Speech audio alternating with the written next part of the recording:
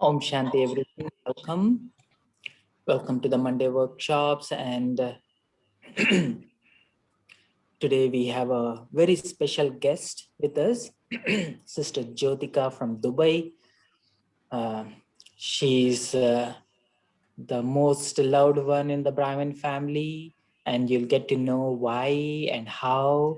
And just to revisit quickly why we do these sessions. One of the main reasons why we do these sessions is we especially invite BKs. Handle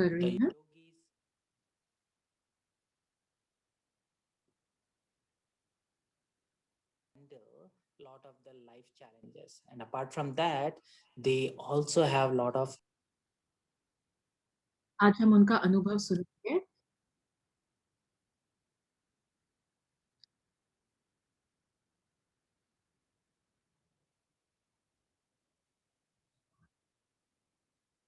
और ये जो हमारी जो यात्रा है, आध्यात्मिक यात्रा है, बहुत ही सक्षम है।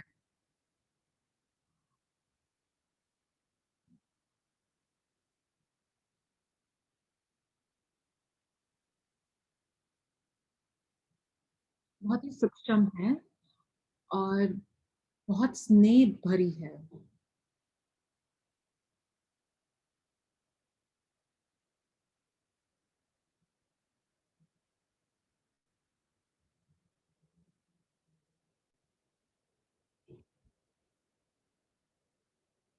जैसे भाई कह रहे थे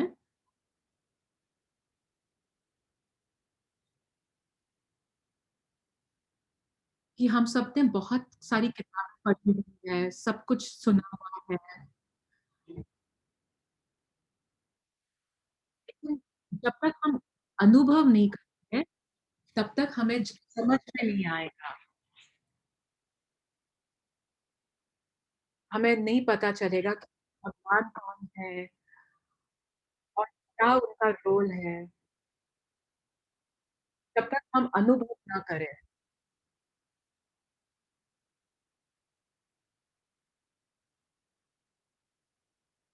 तो ये हम कैसे ये जल्दी कर पाए, ये हमारी जो यात्रा है इसको कैसे जल्दी इसमें कैसे गति ला पाए।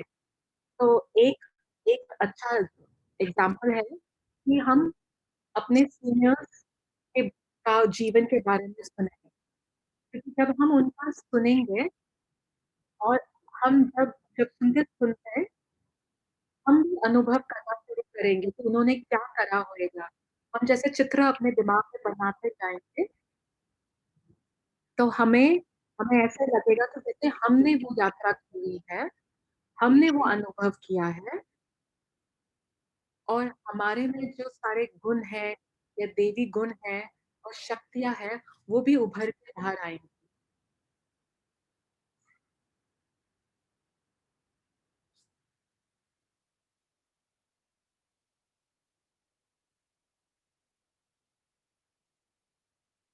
और हमारे साथ ज्योतिका दीदी है, जो यज्ञ में 30 साल से है और वो बचपन से ही ब्राह्मण फैमिली में है। बचपन से ये परिवार में है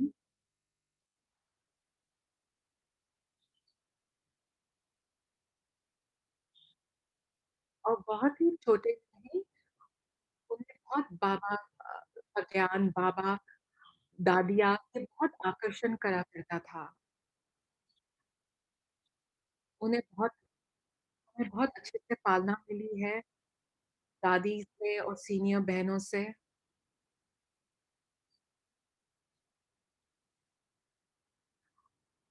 और जब आप बहुत छोटे हो जब छोटेपन में ज्ञान में आते हो, तो आप बहुत सारी चीज़ें धारण कर पाते हो, क्योंकि आप खाली तब देख रहे होते हो।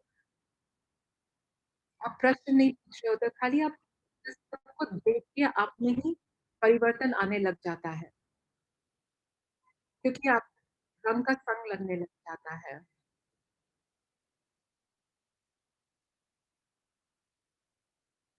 तो भी हमारे साथ अपने जीवन का सफ़र के बारे में बताएँगी और कैसे दादी और बाकी जो अ, निमित बहनें थीं, उन्होंने कैसे उनको पालना दी और कैसे उनकी यात्रा रही, आध्यात्मिक यात्रा रही और क्या अनुभव था उनका।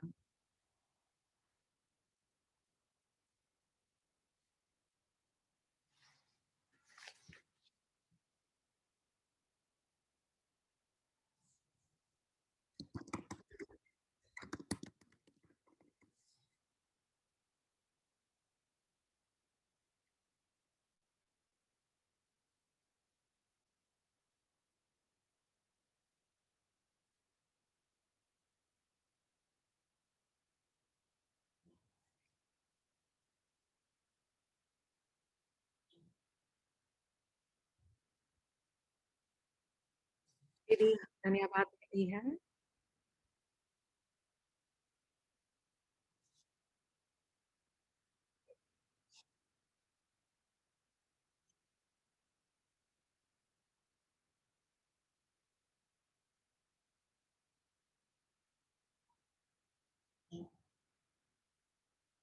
मुझे तो लगता है कि वो भी इस यात्रा में अभी भी चल रही है और बहुत ही नम्रता के साथ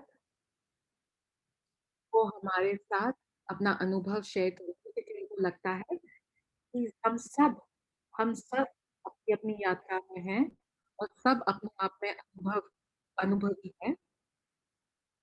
तो इसलिए वो बड़ी नम्रता के साथ हमारे साथ अपनी जीवन यात्रा शेयर करेंगी।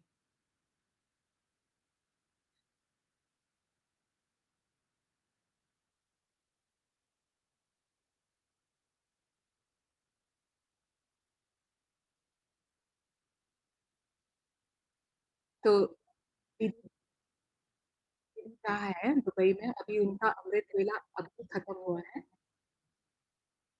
और वहाँ पे अमृत वेला होने के बाद इमीडिएटली मुरली पड़ते हैं और वहाँ पे 8 जून हो चुका है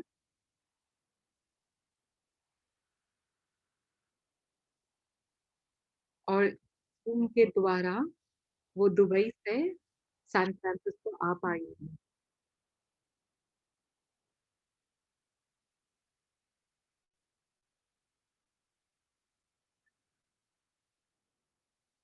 तो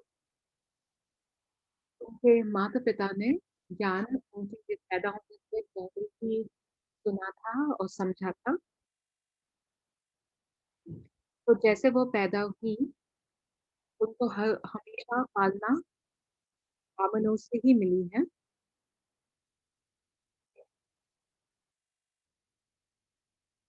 और उनको कभी भी ऐसा जैसे लौकिकता की फीलिंग नहीं थी जब उन्होंने अपने माता-पिता के साथ अ, जब उन्होंने संबंध तोड़ा क्योंकि ज्ञान तो घर में था ही और जैसे उनके माता-पिता भी ज्ञान में ही थे।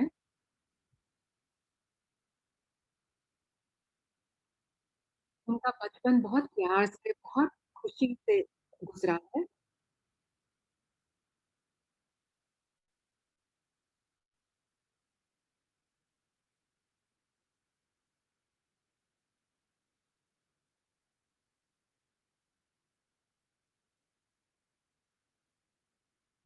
उन दिनों तो ये सब इंटरनेट नहीं था, फ़ोन नहीं था, तो उस समय बहुत समय था परिवार के साथ समय बिताने का, लौकिक और अलौकिक दोनों के साथ। इसलिए उनकी जो मेमोरीज़ है या जो उनके अ, जब वो सोचती है अपने बचपन के बारे में, तो बहुत प्यारा बचपन था।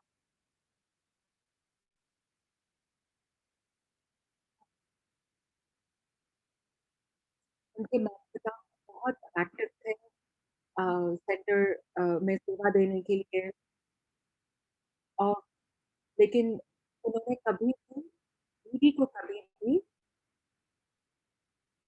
फ़ोर्स नहीं किया और मजबूर नहीं किया कि आपको भी यही यही आध्यात्मिक जीवन ही जीना है।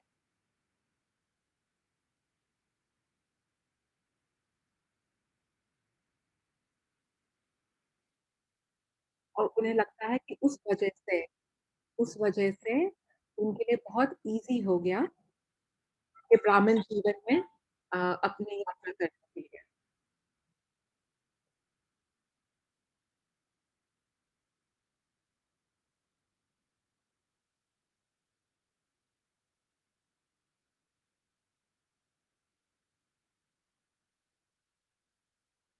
लौकिक में ही इनके माता-पिता ब्राह्मण कुल से हैं,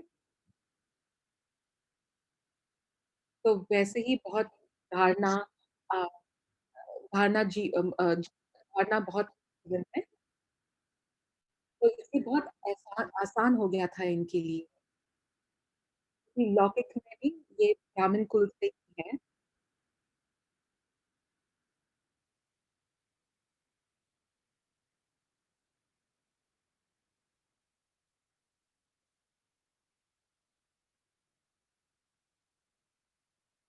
बस खाली जो फ़र्क यही था कि ज्ञान पढ़ना, नहीं तो बाकी सब कुछ तो था ही घर में।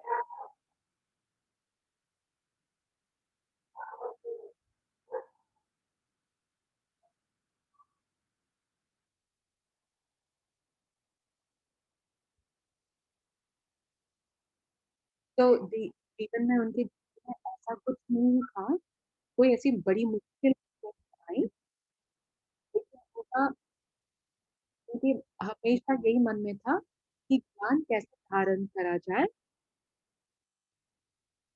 क्योंकि इनकी जो सहेलियाँ भी थी, उनकी ज़्यादा सहेलियाँ भी नहीं थी और जो उनकी सहेलियाँ थी, वो ज्ञान में नहीं थे। लेकिन फिर भी इनको जैसे जिज्ञासु थी कि बाबा का ज्ञान दिया जाए और कैसे कैसे अपने सहेलियों को सुनाया जाए या कैसे उनके साथ रहते हुए भी बाबा का ज्ञान पे चलती जाए।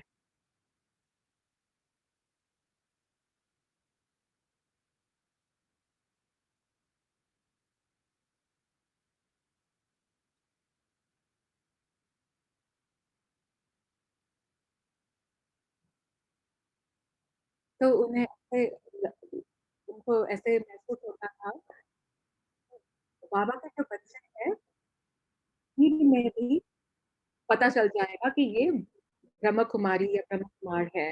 क्योंकि अगर आप चाहे आप बोल भी नहीं रहे हो उसके बारे में, लेकिन क्योंकि आपके आपके चाल-चलन में, आपके बात करने के तरीके में ये पता चल जाता है कि आप आध्यात्मिक जीवन जी रहे हो या आप अलग हो, ये देख के ही पता चल जाता था।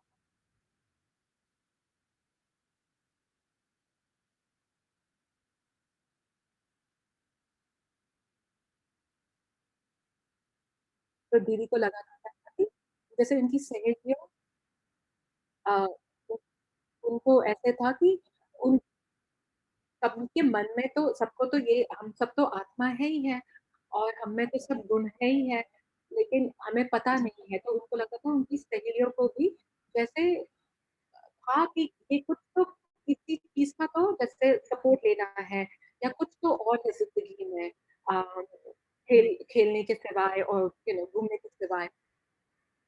तो जैसे दीदी उनका जैसे सहारा बनती थी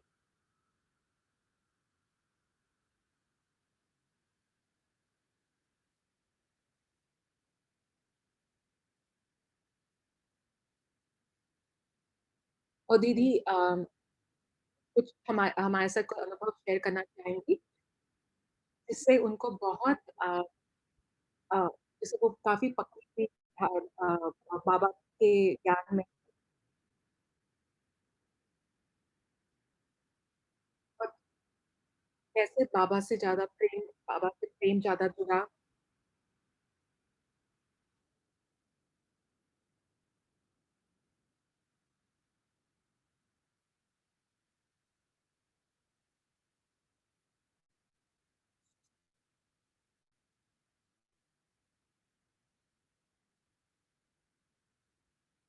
तो कह रही हैं कि उनको समझ में आने लग गया था कि बस बाबा के साथ रहना है। जैसे है, सनफ्लावर है, वो जैसे पूरा टाइम खाली सूर्य को देखता है, तो उस हिसाब से कि मुझे भी खाली बाबा को खाली देखना है और अपने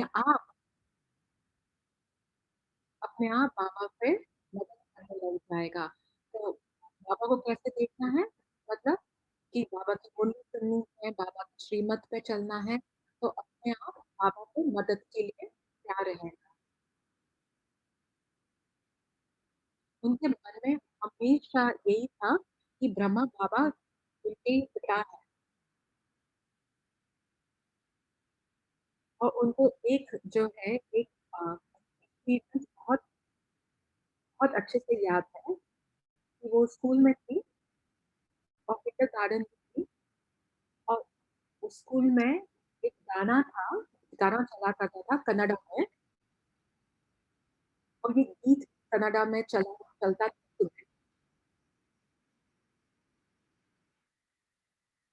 तो जैसे उन्होंने ब्रह्मा बाबा की चित्र देखी हुई थी, उनको पता था कि बाबा मतलब फादर मतलब ब्रह्मा बाबा और जभी भी ये गाना चला करता था, जैसे जैसे ये गाना चलता था, वो गाने के जो बोल थे कि जैसे बाबा के बारे फादर के बारे में, पिता के बारे में गाने के बोल थे। तो जैसे वो गाना चलता था, वो पिता के बारे में बात क्या करते थे गाने में, तो उन्हें जैसे ब्रह्मा बाबा का चेहरा आँखों में आया करता था।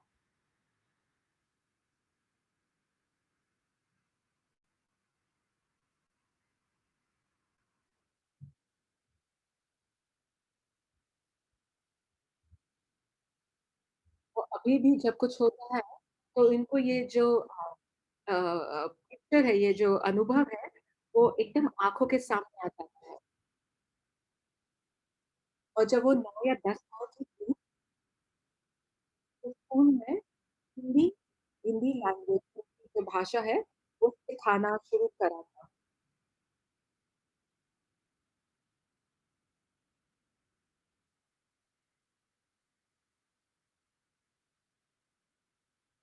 जैसे वो कन्नड़ा बोलती हैं, तो उनके स्कूल में कन्नड़ा बोला जा रहा था, लेकिन पहली बार 9 या 10 साल में हिंदी उसको सिखाना शुरू किया स्कूल में।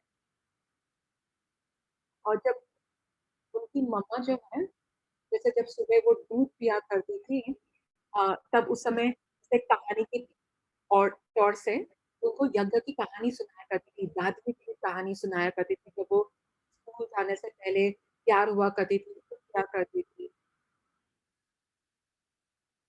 कि जैसे दादी कैसे जैसे जैसे बाबा के बारे में उनको पता चला, उन्होंने एकदम अपने आप को समर्पित कर दिया, बिना कोई प्रश्न पूछे, बिना कुछ पूछे।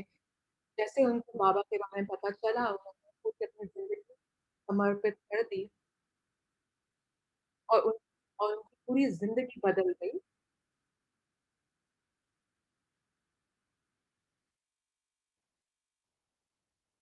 तो वो इसमें सुना करा करती थी उस समय और जगदीश बाई की जो यज्ञ की हिस्ट्री की किताब है, वो भी पढ़ा उनके पास उनके पास वो किताब थी औ और उन्होंने वो पूरी किताब एक ही जगह पे बैठ के, एक ही समय पे बैठ के पूरी खत्म कर दी।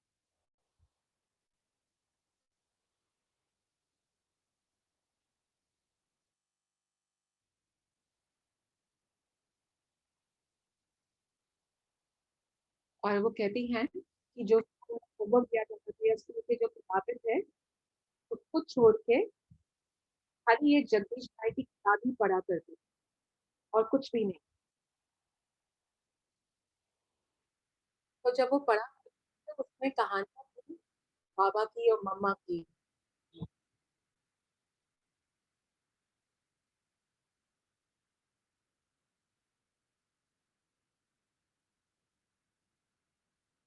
और वो कह रही है ऐसा था, उस समय ऐसा था कि वो मधुबन आई अव्यक्त बाप-दादा के मिलन के लिए और जब वो आ रही थी तो ये किताब उनके पास थी।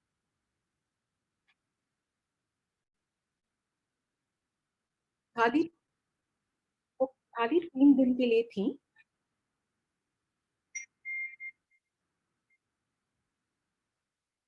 दिन जाने का, 1 दिन और 1 दिन वहाँ रहने के लिए और 1 दिन वापस आने के लिए। तो उनको याद है कि वो बैठी हुई थी अपनी माँ के साथ और सब ध्यान में थे और बाबा की याद में थे और सफ़ेद लाइट ऑन कर दी थी और उन्होंने अपनी माँ को देख के पूछा कि बाबा कहाँ से आए?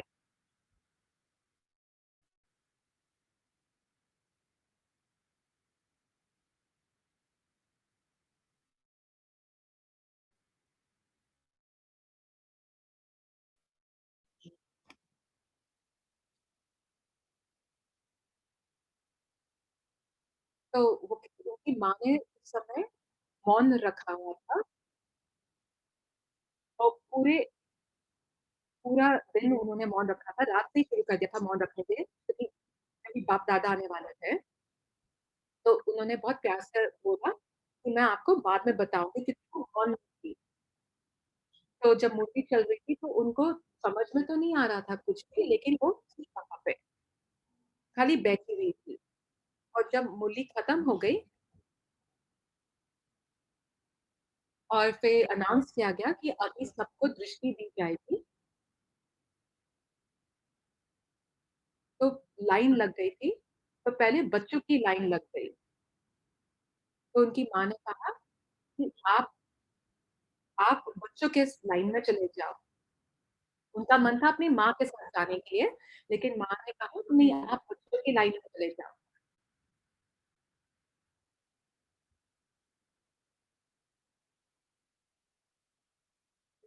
छोटेपन की पिक्चर है। तो जब वो वेट कर रही थी लाइन में वेट कर रही थी, तब ऐसा बहुत कुछ अजीब-सा कुछ हुआ। उनको जैसे पॉइंट ऑफ लाइट दादी और गुलज़ार के माथे से चमकता हुआ दिखाई देने लगा।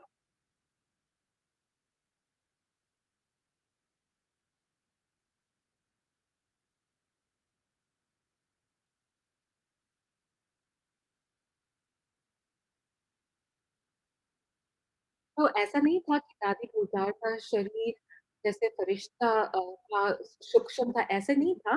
लेकिन उनको फिर भी उनको जैसे चमकता हुआ तारा दिख रहा था उनके माथे के बीच में से। और जब वो गई, तो दादी प्रकाशमणि थी जो टोली दे रही थी। तो उनका मिस हो गया दादी से टोली लेने के लिए, क्योंकि वो शायद बाप-दादा को ही देख रही थी। तो प्रकाशमणि दादी ने उनको बुलाया, बोला बच्चन आओ और टोली लेने की आओ।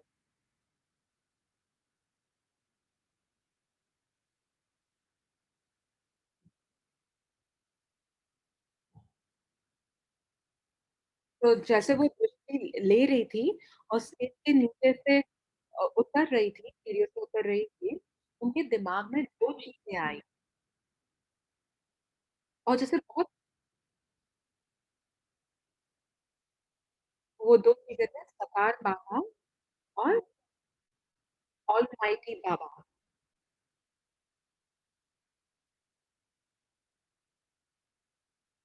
और फिर उनको बाद में उनको बाद में समझ में आया कि यही 2 शब्द किताबों में भी लिखा हुआ था कि प्यारे बाबा अ अ, स्नेह के सागर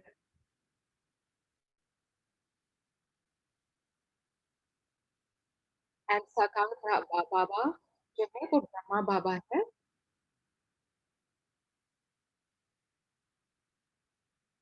और जैसे जब उन्होंने दृष्टि ली बाबा से, तब उनको जैसे बहुत उनको एकदम समझ में आ गया कि जैसे कि बाबा जो है अ शिव बाबा वो ब्रह्मा बाबा के तन में आते हैं और अपना पाँव बजाते हैं। तो जैसे उनका जो प्रश्न था, जो माँ से जब उन्होंने पूछा था कि एक भगवान कैसे आते हैं, जैसे उनको लगा कि उनका उत्तर उनको मिल गया।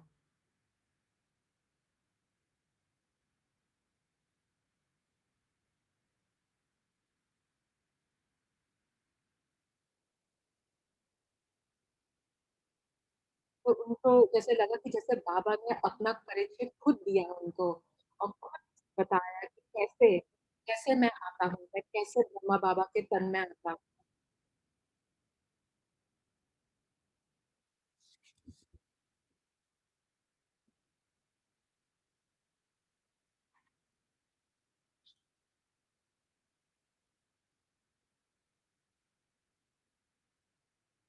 तो दीदी कह रही हैं, थोड़ा समय लगा धारणा पे चलने पे, धारणा वो भी खाने-पीने का नहीं, खाने-पीने का धारणा तो पहले से ही था, लेकिन जैसे सुबह अमृत वेला उठना और योग करना, उसके लिए थोड़ा टाइम लगा।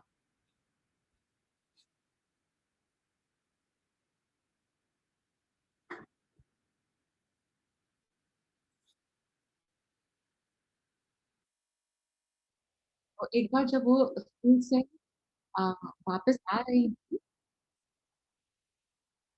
तो स्कूल से घर का जो डिस्टेंस था, ज़्यादा नहीं था, लेकिन जब वो आ रही थी चल के,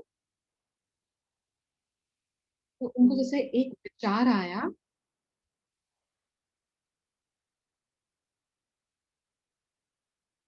उनको ऐसे जैसे बहुत स्ट्रॉन्ग विचार आया कि मैं चल कैसे रही हूँ, कि मेरे पैर कैसे चल रहे हैं, कि पहले बायाँ चल आ रहा है, फिर दायाँ, फिर बायाँ, फिर दायाँ और हाथ भी जैसे चल रहे हैं साथ-साथ में, तो कैसे चलने लग गई।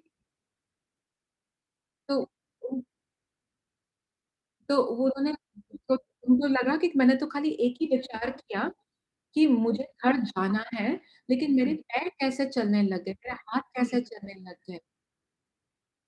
मैंने तो खाली विचार विचार करा कि मुझे जाना है, खाली सोच आई कि मुझे घर जाना है, लेकिन मैं चल कैसे लगने लग गई।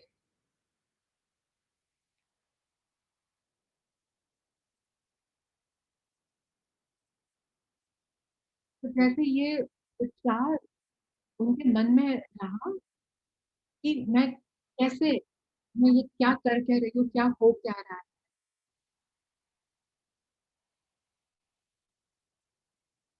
फिर जब उन्होंने मूली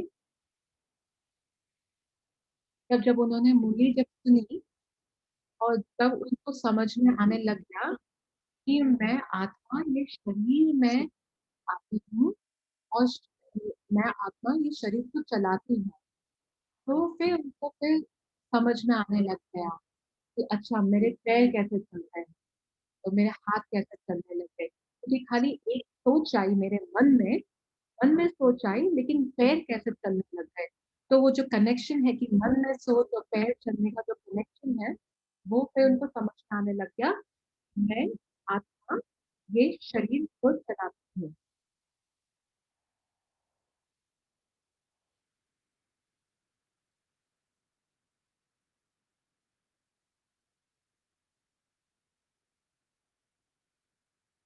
फिर 3-4 साल के अंदर ही उन्होंने फिर अम, कोर्स कोर्स मटेरियल पढ़ना शुरू किया क्योंकि अगर जैसे आप जानते हो कि अगर आप बचपन से आते हो तो कभी कोर्स लेते ही नहीं हो क्योंकि आपको आप हर समय बचपन से ही आ रहे होते हो तो कभी आपने कोर्स लिया ही नहीं रहता है। लेकिन फिर उन्होंने कोर्स मटेरियल फिर पढ़ना शुरू करा और रिवाइज़ करना शुरू किया। तो उन्होंने जैसे 5 या 6 बार सुनना शुरू किया और फिर लिखना भी शुरू किया।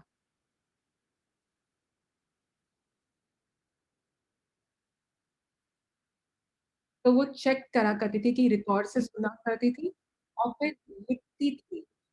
अ, और फिर चेक करा करती थी कि उन्होंने ठीक लिखा है या नहीं। तो सारा कोर्स जो है सुन के वो लिखा भी करती थी, देखने के लिए कि इनको समझ में आ रहा है या नहीं।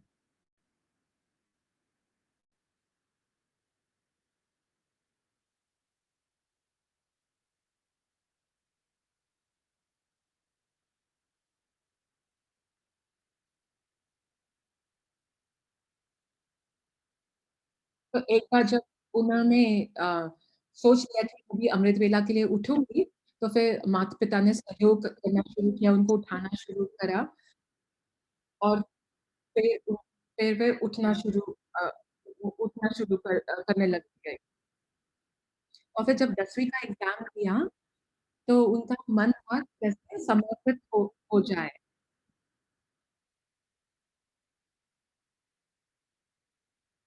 और उनके परिवार वाले भी उस बात से सहमत थे कि ये समर्पित होंगी तो कोई बात नहीं, उनको अच्छा लगेगा।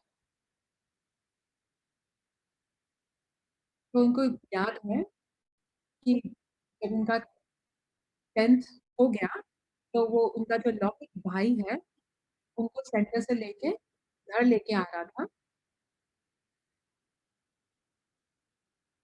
तो उनके भाई ने उनको 2 सवाल पूछे जब वो चल के आ रहे थे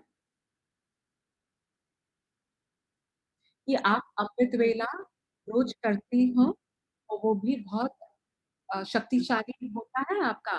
तो उन्होंने कहा कि शक्तिशाली शायद नहीं और रोज़ कभी मतलब 1 या 2 बार छूट जाता है, ऐसा नहीं है कि पूरा टाइम करती हो। कि दूसरा था कि आप होली पढ़ती हो और आप स्टडी करती हो, तो उसका भी आंसर था कि नहीं ज़्यादा पक्का नहीं। तो फिर उनको तब समझ में आया कि यही तो फाउंडेशन है कि अगर मुझे समर्पित होना है और मुझे लोगों को सिखाना है, तो क्या मैं अमृत वेला उठती हूँ और मेरी अमृत वेला शक्तिशाली होती है और मैं मुरली पढ़ती हूँ,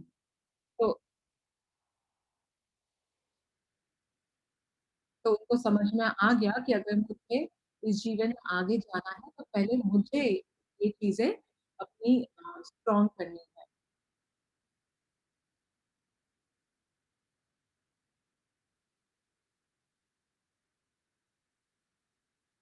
तो वो कह रही हैं कि बाबा जैसे ब्रह्मा बाबा के जीवन में सब कुछ हुआ हुआ है और कभी भी आप अटक जाओ कभी भी आप ब्रह्मा बाबा का जीवन देखोगे तो आपको समझ में आएगा कि ब्रह्मा बाबा ने के जीवन में सब कुछ हुआ हुआ है। हर एक अनुभव उन्होंने देखे हैं, उनके सामने आए हैं, हर एक टाइप के टेस्ट पेपर उनके सामने आए हैं।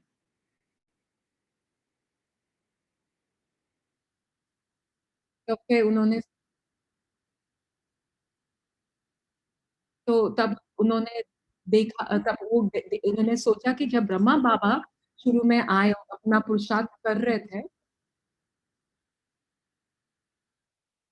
तो अगर आप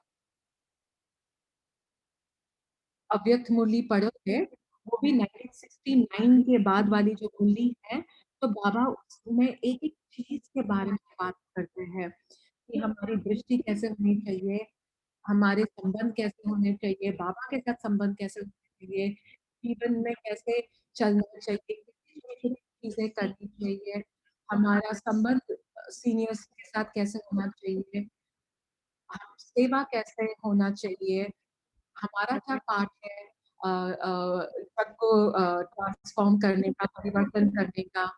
बाबा ने एक-एक चीज़ के बारे में अव्यक्त मुनि में अ, बोला है, बताया है, स्पष्ट बताया है। चाहे आप काम कर रहे हो, लौकिक काम कर रहे हो या चाहे आप कुछ भी कर रहे हो, अ, चाहे आप माता का माँ का रोल निभा रहे हो या आप कुमार हो या कुमारी हो, बाबा ने हर एक चीज़ के बारे में, हर एक संबंध के बारे में, हर एक रोल के बारे में बाबा ने स्पष्ट करके बताया है। अगर आप घर में हो आप तो कैसे घर को कैसे चलाना है, ट्रस्टी बन के चलाना है, तो बाबा ने सब कुछ 1969 की जो मूर्तियाँ हैं, उसमें सब कुछ लिखा है।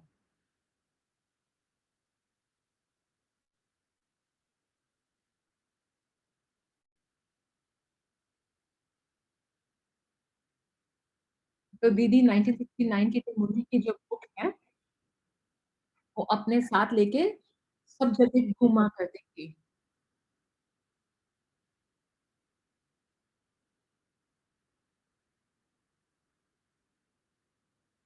और वो 1969 की मूवियों के साथ अ, हमेशा ट्रैवल किया करती थी।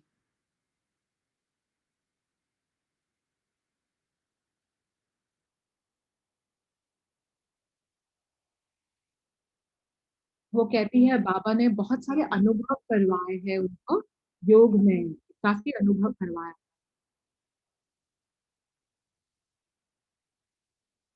जैसे ये अनुभव बहुत हुआ करता था कि 2 2 अ, point of light, 2 dot light दिखते थे उनको। 2 बिंदु 2 बिंदु दिखाई दिया करते थे हमेशा। जैसे पहला वाला थोड़ा ऊपर और दूसरा वाला थोड़ा नीचे और चमकता हुआ बिंदु। तो जैसे उनको ऐसे समझ में आया करता था कि एक जैसे बाबा और दूसरा जैसे वो है। और ऐसा नहीं कि खाली योग में बैठी तो आया करता था ऐसा कि वो जब मुरली भी सुना करती थी तभी भी उनको ये दो दो बिंदु अपने आंखों के सामने आया करते थे। कुछ साफ भी किया करती थी तभी भी आया करते थे। तो ये इनको ये अनुभव बहुत अच्छा लगा कि उनका जो कॉन्शियस माइंड है उसके बाद शिफ्ट हो गया और उसके बाद काफी कुछ हुआ उनके साथ। जैसे उनको मधुबन में रहने का मौका मिला।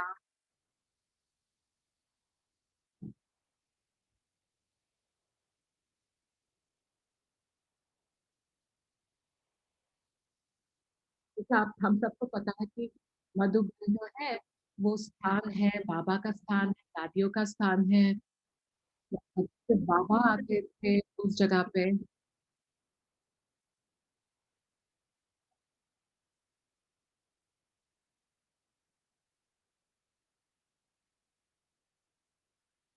और एक बार उनको याद है बाबा ने होमवर्क दिया था और फिर दादा की मुरली चली थी और होमवर्क मिला था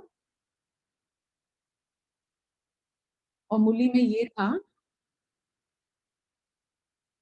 कि 3 महीने तक चार्ट चार्ट रखना और बाबा ने कोई पॉइंट्स दिए थे कि ये पॉइंट्स दिए थे कि ये चार्ट रखना।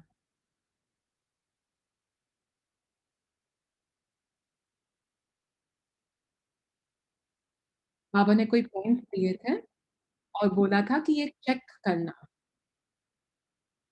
और ये लिखना वो पॉइंट्स के बारे में और सोने से पहले वो पॉइंट्स के बारे में लिखना सोने से पहले।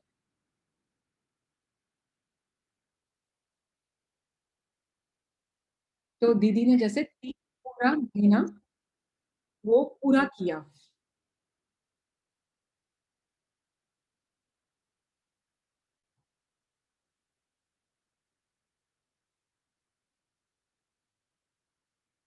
उनको जैसे आज उस बात के बारे में याद आया कि क्या हुआ कि जब उनका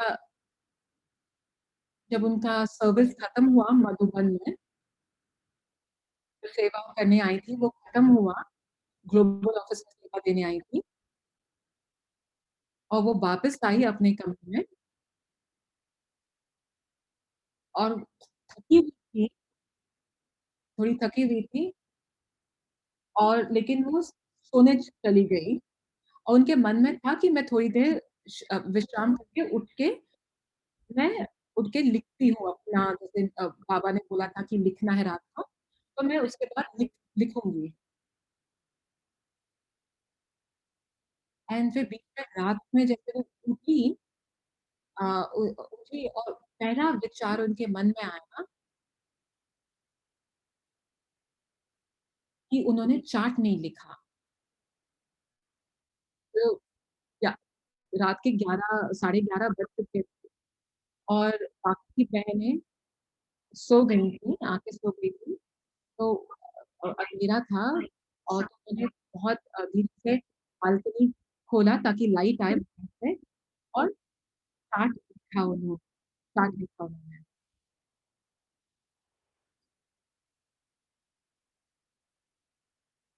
फिर क्या हुआ 3-4 दिनों के बाद बाप-दादा का मिलन था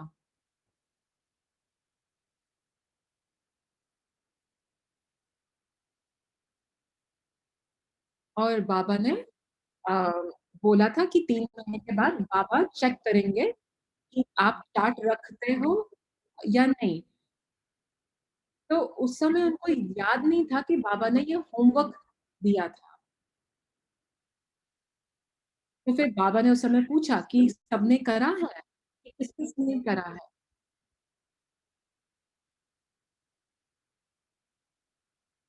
तो बाबा ने कहा कि 2 चीज़ें हैं। एक कि आप चार्ट एक्यूरेटली लिखते हो, कि जैसे हुआ वैसे आप लिखते हो,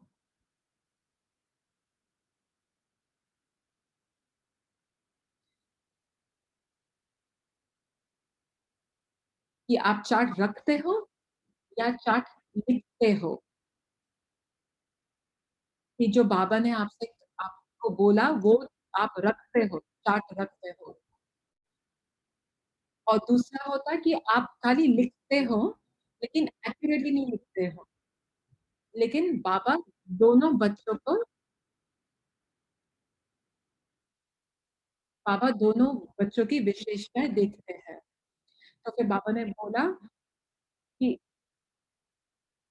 कि बाबा ने बोला जो एक्यूरेटली लिखते हैं, जो एकदम ठीक-ठाक लिखते हैं, वो उठे। तो उनका जैसे मन में कहा कि नहीं ये इसमें मैं नहीं उठूँगी।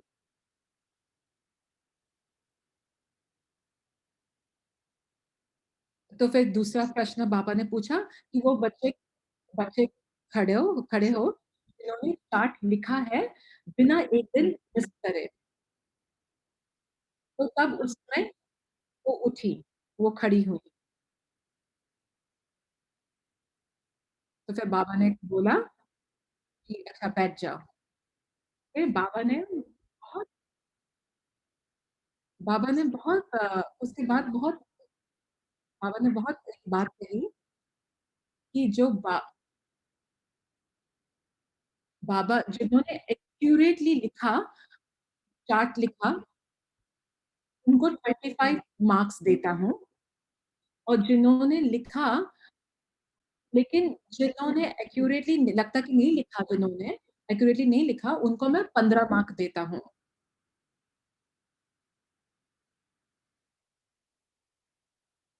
और फिर बाबा ने कहा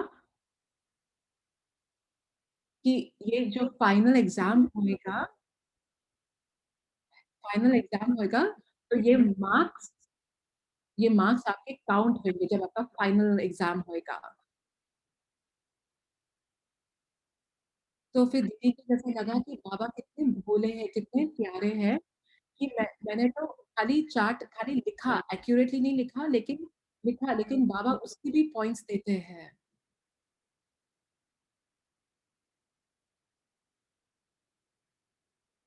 तो तब उनको जैसे लगा कि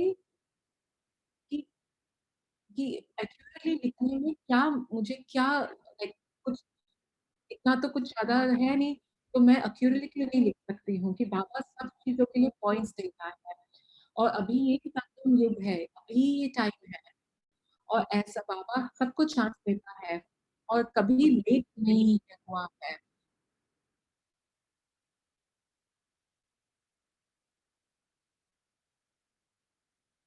और बाबा ने कहा कि हम सबको बाबा आशीर्वाद देंगे कि उन्होंने बाबा का डायरेक्शन फ़ॉलो की और उसके लिए भी मार्क्स हैं।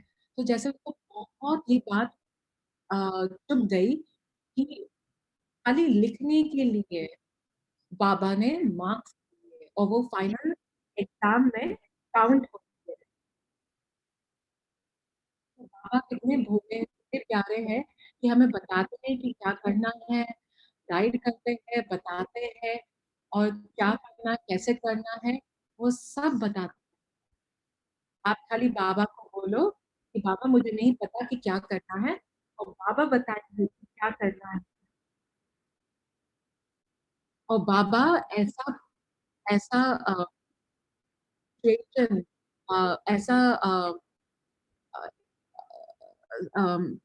सिचुएशन बना देंगे कि आपके लिए इजी हो जाएगा कि आप जो बाबा की जो श्रीमत है या बाबा ने जो बोला है वो आप कर पाए बाबा से बात करने।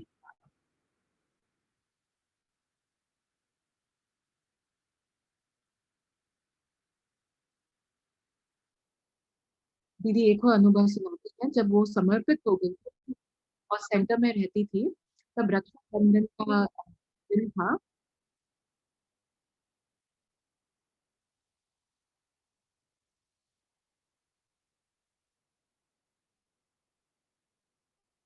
और दीदी जैसे ज्योति दीदी वहाँ की जो निमित बहन है वो वो 18 जनवरी और रक्षाबंधन का दिन बहुत बहुत प्यार से बहुत स्पेशल करती हैं। बहुत स्पेशल वे में सेलिब्रेट करते हैं। और तब दीदी का टर्न था। दीदी का टर्न आया अ, बड़ी दीदी के निमित्त दीदी के पास जाने के लिए।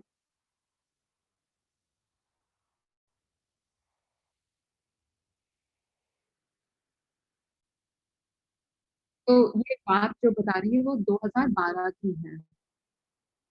तो वो जैसे गई मेरी बहन के पास तो उनको जैसे लगा कि जो सारे जो हमारे जो भाई बहनें हैं अ, अ, जो एंसेस्टर स्टोर है जो हमारे जो यज्ञ में जो थे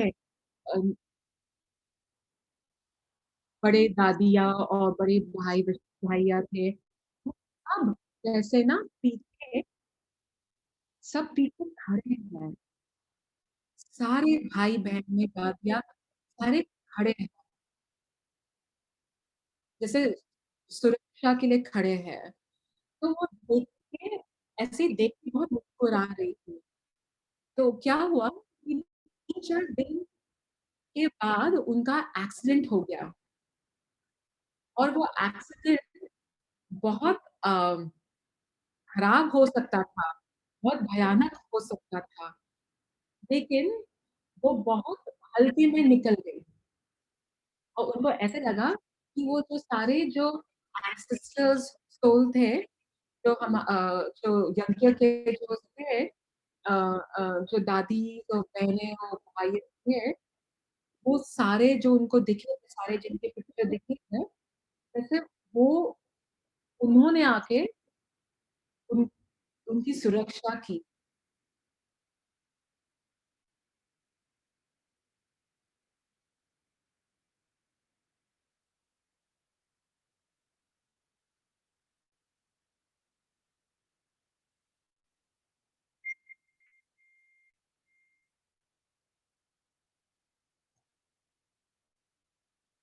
तो दीदी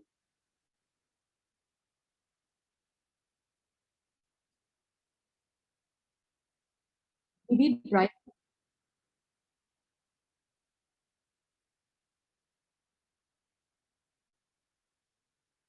दीदी ड्राइव कर रही थी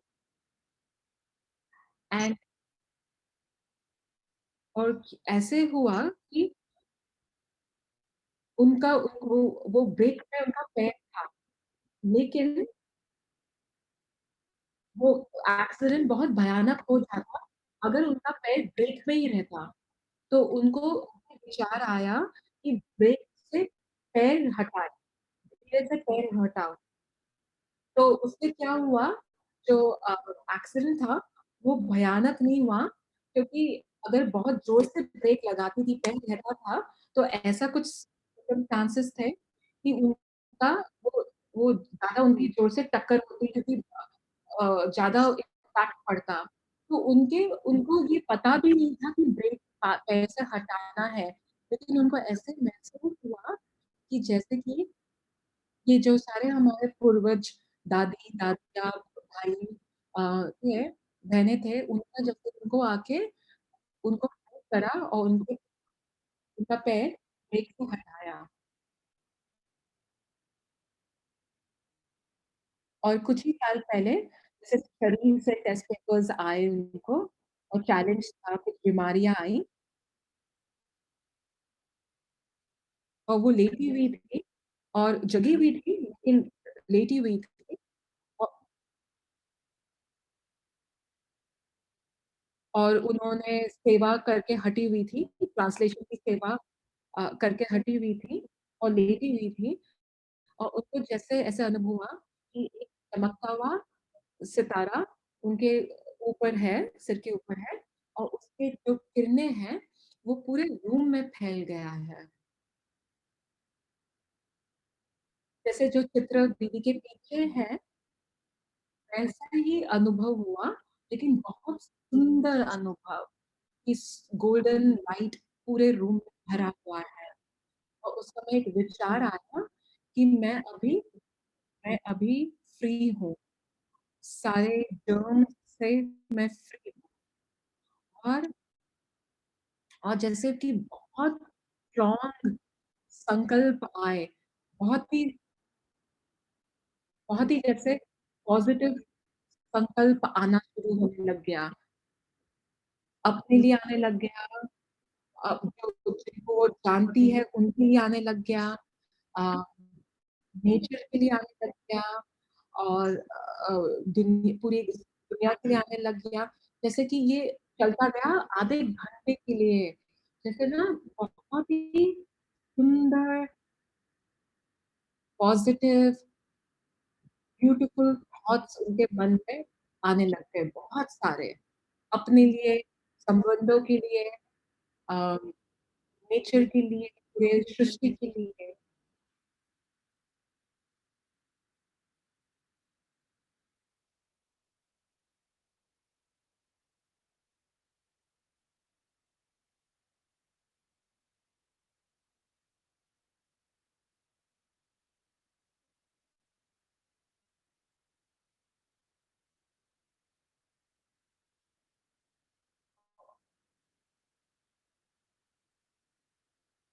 दादी का अनुभव सुना रही हैं कि जब हमने सबने देखा हुआ है कैसे जब दादी मिलती है वे बाप दादा को मिलती है तो कैसे मिलते हैं और वो कहती हैं कि जिस हिसाब से जैसे वो अव्यक्त बाप दादा को मिलती थी, दादियाँ मिलते हैं या आपस में सब मिलते हैं, वैसे ही वो उनको मिला करती थी जब वो छोटी थी, जैसे बच्ची थी तब वैसे उनको उसी प्यार से, उसी स्नेह से, उसी अम, आदर से छोटे बच्चों को भी मिला करती थी और उस वजह से दादियों के प्रति बहुत सम्मान होने लग गया देवी को क्योंकि दादियों को बिल्कुल इस बात का नहीं था कि ये बच्ची है, छोटी है, ज्ञान में कितने समय की है। दादियों के लिए जैसे सब बराबर है।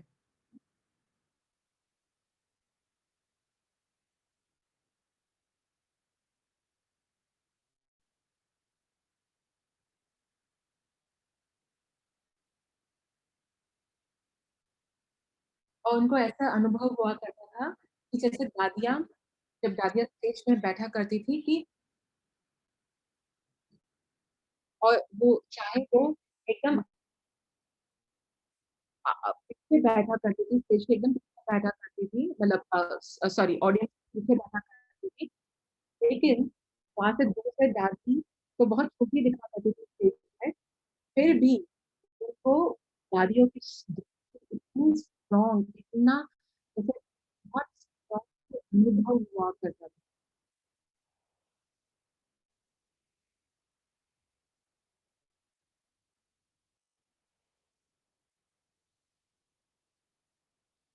ऐसा नहीं है कि उन्होंने दादियों के साथ बहुत घंटे बिताए हैं, ऐसा नहीं है। लेकिन उनकी जो पालना थी, उनको जैसे वो स्टेज में बैठी हुई हैं और वो कहाँ दूर ऑडियंस में बैठी है, लेकिन जो दृष्टि है, वो जब मिला करती थी, वही उनके लिए वो पालना हो सकती थी।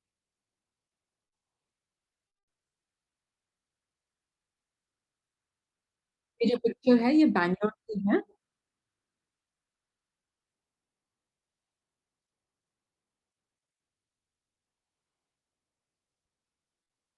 और दादी ने उनको उनके पूरे परिवार को बुलाया था।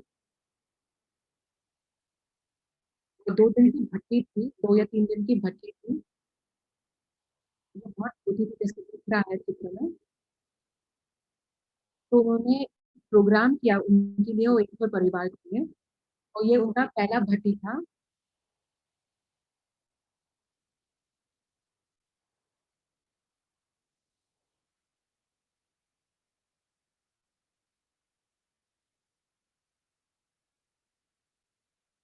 और दादी ने उनको एक डायरी दी थी गिफ्ट करके वो और इंग्लिश में लिखा था कि ऑन गॉडली सर्विस कि आप बाबा के सर्विस में हो, आप बाबा के सेवा में हो।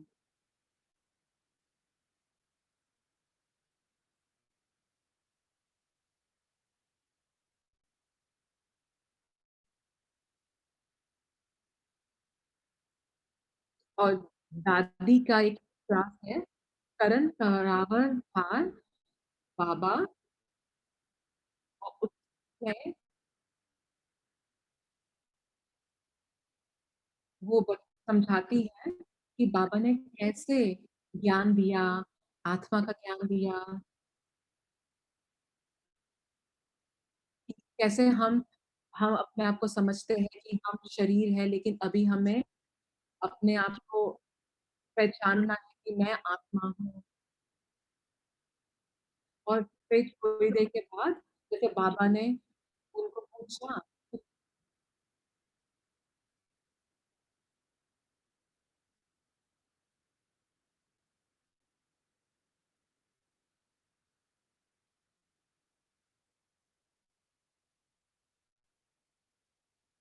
जैसे जब दादी आई थी तब वो जैसे विधवा होके आई थी, तो बहुत जैसे गहरा गम था। लेकिन बहुत बहुत जल्दी ही बहुत जल्दी ही उनमें परिवर्तन हो गया था। तो जब बाबा ने उनसे पूछा आप कैसी हो बच्ची, तो उन्होंने तब कहा कि बाबा मुझे अभी समझ में आ गया कि जैसे मैं आत्मा हूँ और मैं अविनाशी आत्मा हूँ, तो अभी आपको मेरे बारे में चिंता करने की कोई जरूरत नहीं है। और दीदी कहती हैं कि दादी ने कैसे ये खाली एक ही पॉइंट कि मैं आत्मा और मैं ये शरीर नहीं हूँ, ये उसको इतनी अच्छे से समझ लिया था कि उनको उनको ऐसे वो पूरा ऐसे निश्चय हो गया था, जैसे वो अनुभव हो गया था कि मैं आत्मा। तो जैसे उन्होंने बाबा को कहा कि बाबा अभी पूछने की जरूरत नहीं है, जैसे खाली एक ही पॉइंट उनके लिए पूरा ज्ञान, उसमें पूरा ज्ञान समाया हुआ था। दीदी कह रही है कि एक्चुअली ये तो नॉलेज ज्ञान जो है बहुत सरल है, हम ही उसे सोच सोच के बहुत डिफिकल्ट बना देते हैं।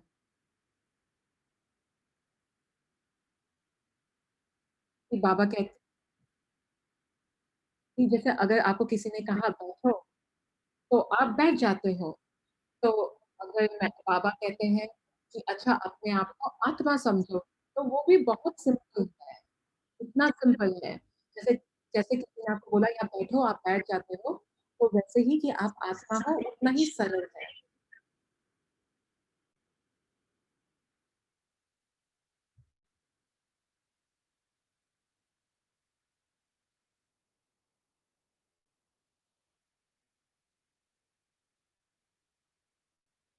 वो कह रही है जब वो मधुबन में रहती थी तब दादी जानकी भी थी, प्रकाश वाली दादी भी थी और दोनों हिस्ट्री हॉल आया करते थे, योग भी आया करते थे।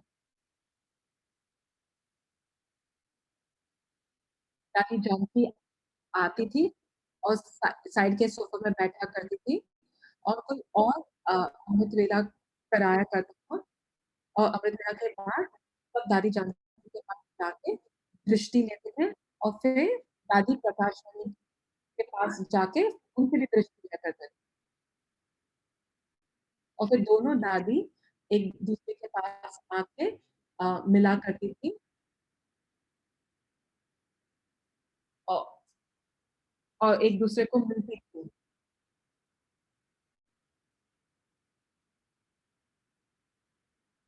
तो एक एक बार क्या हुआ कि जब अमृत वेला हो रहा था,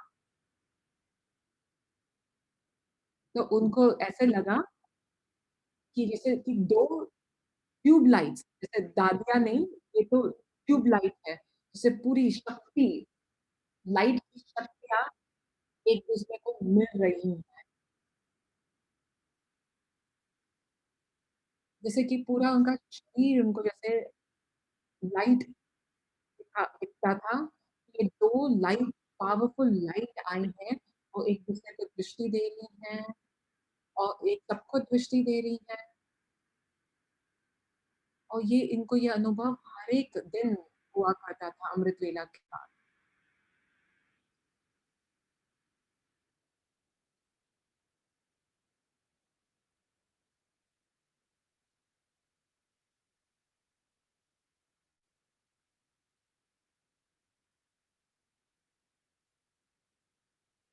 फिर दीदी को बाद में सेवा का अ, मौका मिला और उनको बोला गया दुबई आने के लिए, तो दादी जी ने उनको बुलाया अपने ऑफ़िस में, प्रकाश मणि दादी के ऑफ़िस में। उन्होंने उनको देखा था वो 9 महीने में, बट वो पहला उनका अनुभव था दादी के एकदम समीप अ, बैठ के। दादी ने कहा कि आके बैठो, लेकिन दीदी का मन नहीं करा क्योंकि जैसे बहुत वो था कि मैं दादी के साथ कैसे बैठ पाऊँगी, मैं नीचे बैठती हूँ। तो दादी ने फिर से बोला, "नहीं, आओ मेरे पास आके बैठो।" और दीदी वापस बात कर रही थी, क्योंकि उनको था कि अगर वो आके साइड में बैठ जाएगी तो दृष्टि नहीं मिलेगी उनको।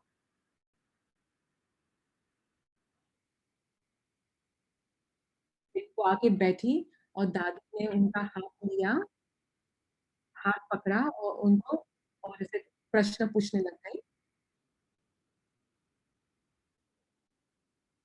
और जब जैसे उन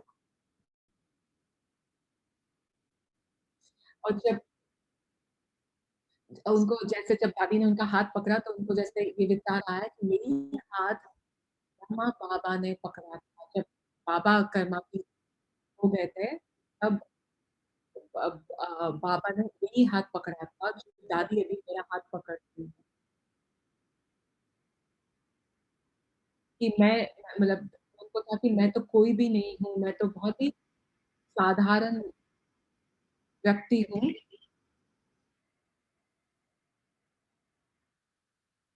कि पढ़ाई भी जैसे ज़्यादा की नहीं है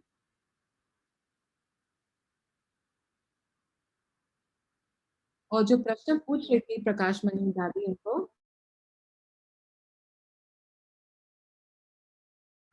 कि ये जो 4 सब्जेक्ट है योग, धारणा, सेवा और ज्ञान, इसमें से ये चारों में आपको क्या ज़्यादा पसंद है?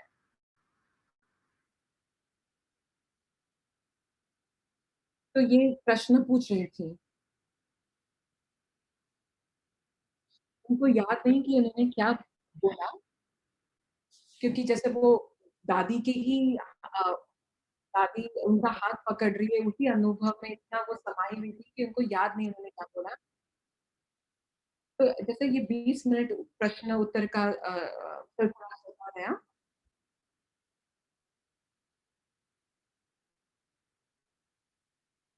तो ये उनको जैसे बहुत अच्छा लगा कि दादी ने उनका हाथ पकड़ा हुआ था। तो दादी जानती के बारे में,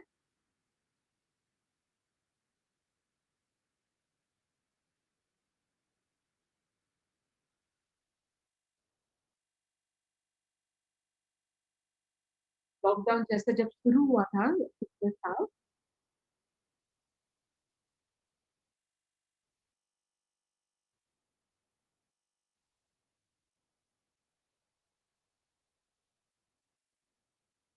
तब था कि जैसे अगर आप धन्यवाद, शुक्रिया करो, लाइक आप लिखो किताब में,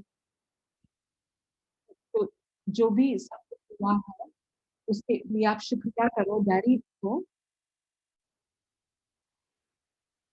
तो दीदी ने पहले लिखना शुरू किया कि जैसे पहला था कि जो जैसे हम लोग लिखते हैं कि अ, जैसे ऊपर-ऊपर का जो लिखते हैं कि अ, जो हमें चीज़ें मिली है, वस्तु मिली है, मटीरियलिस्टिक थिंग्स मिले हैं, वैसे वाले लिखना शुरू किया। लेकिन फिर धीरे-धीरे जब वो और सूक्ष्म में जाने लग गई, तब उन्होंने फिर उन्होंने वो जर्नल में लिखना लिखना शुरू किया। तो ये उनके पॉइंट्स हैं जो दिखा रहे हैं, स्क्रीन में जो दिख रहा है।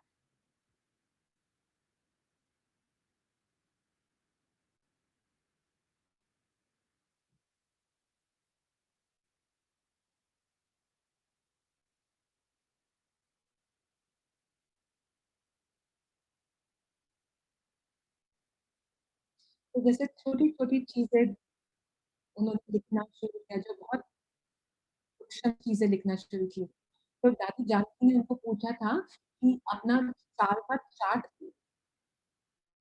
पूरे साल का चार्ट लिख के मुझे भेजो। तो दीदी जैसे ये हर समय लिखा करती थी और दादी को भेजा करती थी और ईमेल करके या हाथ से लिख के भेजा करती थी।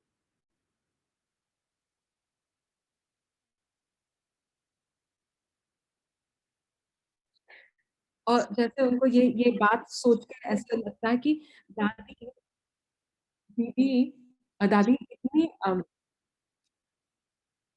दादी वैसे कितनी बिज़ी रहती होंगी और जैसे उनको कितना कितना सेवा करना कितनी सेवा है दादी के सिर पे, फिर भी फिर भी इतना सब होने के कारण जैसे वो हेड थी ऑर्गनाइज़ेशन की और फिर भी दादी उनके बारे में पूछा करती थी, उनका चार्ट पूछा करती थी कि चार्ट चाहिए और फिर वो लिखा करती थी कहाँ आपको करेक्ट करना चाहिए अपने आप को, क्या करना चाहिए। तो दादी जैसे अ, उनको फीडबैक दिया करती थी और गाइड किया करती थी कि क्या करना चाहिए। तो उनको ये बात से बहुत जैसे बहुत जैसे ये पालना से बहुत उनको टच हुआ। और फिर दादी गुलज़ार जो है उनकी दृष्टि तो बहुत बहुत पावरफुल हुआ करती थी।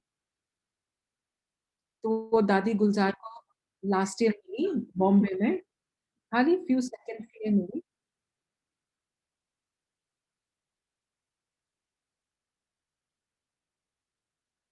तो उनको ये पता था कि पता नहीं कि कब टाइम मिलेगा,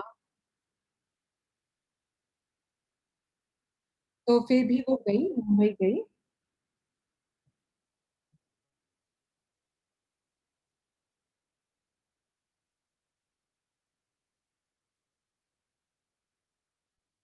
तो जैसे उनका मन था कि कहाँ जाने के लिए, तो फिर वो कहती है कि जब दादी गुलज़ार बॉम्बे में थी, मतलब इससे ज़्यादा पवित्र स्थान जहाँ दादी गुलज़ार होएगी, इससे ज़्यादा पवित्र स्थान तो हो नहीं सकता। तो फिर उन्होंने डिसाइड किया कि मैं बॉम्बे जाऊँगी और उनको ये अपॉर्च्युनिटी मिली कि खाली चाहे वो 5 या 6 सेकंड का ही था अ, लेकिन उसी फ्यू क्षणों के लिए उनको ऐसे अनुभव हुआ कि वो दादी गुज़ार जैसे वो दादी गुज़ार के सामने खड़ी हैं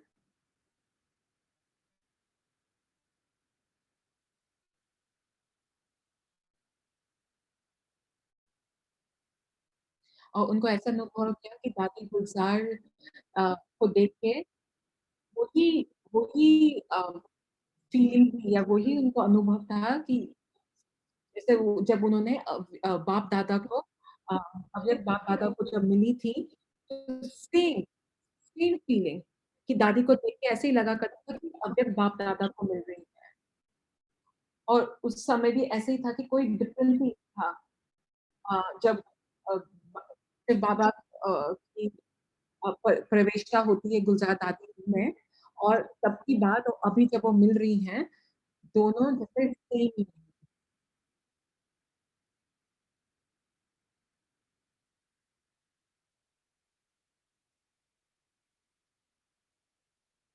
और एक और चीज़ तो बताना चाहेगी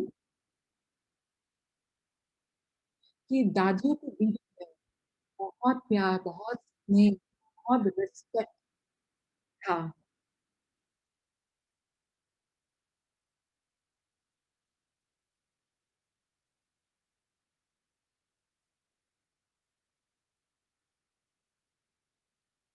जैसे सब दादियों को पता था कि उनका रोल क्या है, उनका क्या पार्ट है यज्ञ में और बहुत सुंदर उनके बीच में कोऑर्डिनेशन था, रिस्पेक्ट था और अपने आप को जैसे उन्हें पता था सम्मान में थी, उनको पता था कि हम कैसे बाबा के यज्ञ में हाथ बटा रहे हैं, हमारा क्या रोल है।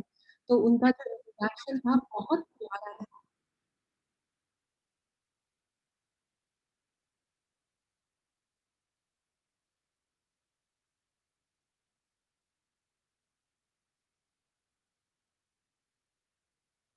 वो कह रही हैं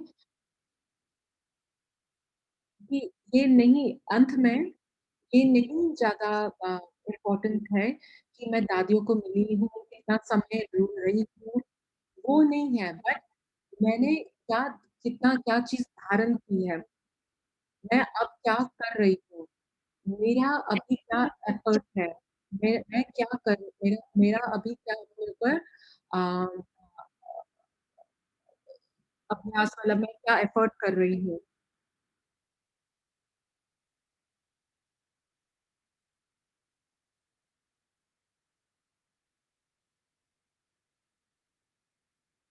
क्योंकि मैं जितनी देर आत्मा अभिमान में रहूँगी, उतना ही वही मुझे अंत में बाबा की तरफ खींचेगा।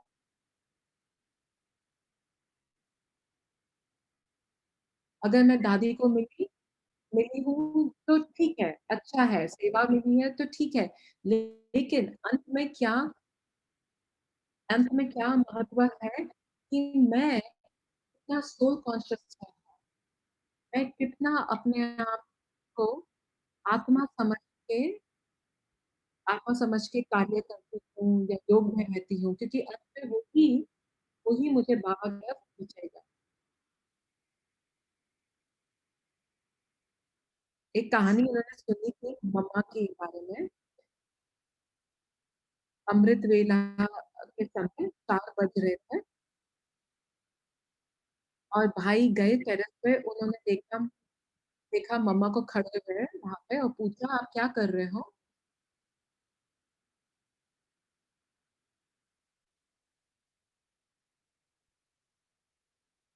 तो उन्होंने तब मम्मा ने कहा कि मैं 2 घंटे से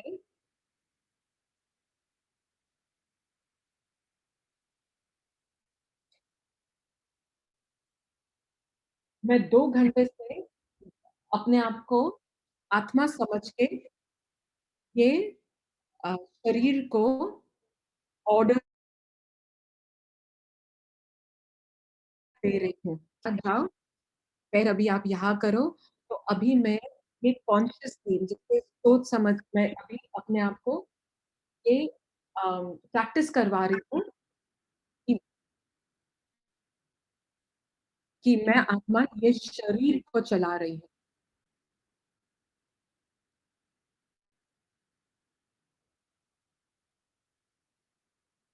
और जैसे बाबा ने ये संडे की मुरली में भी कहा कि मुझे स्मृति स्वरूप बनना है। तो वो वो पुरुषार्थ होना चाहिए।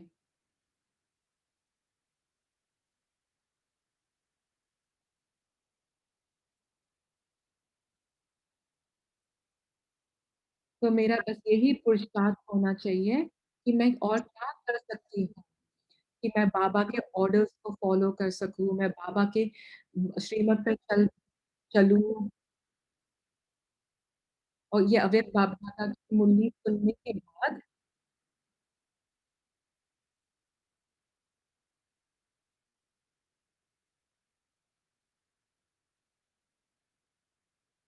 बाबा ने मुझे कहा कि जैसे मैं याद में रहेगा याद आएगा तो तो मैं बाबा से कनेक्ट हो जाऊँगी और तो मैं जब कनेक्ट होंगी बाबा से,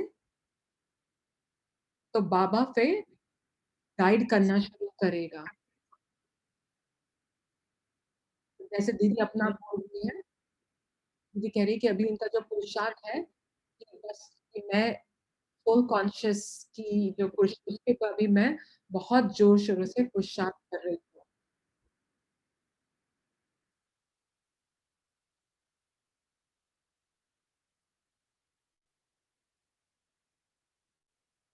क्योंकि क्या है कि हमने अपने मन को बहुत टाइम से बहुत महत्व दिया है। तो जब मैं सोल कॉन्शियस में रहूँगी, तो तो मैं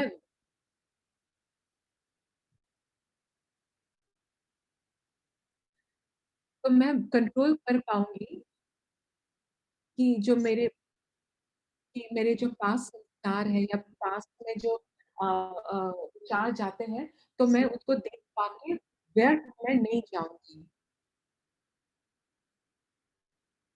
जैसे बाबा बहुत क्लियरली सारे इंस्ट्रक्शंस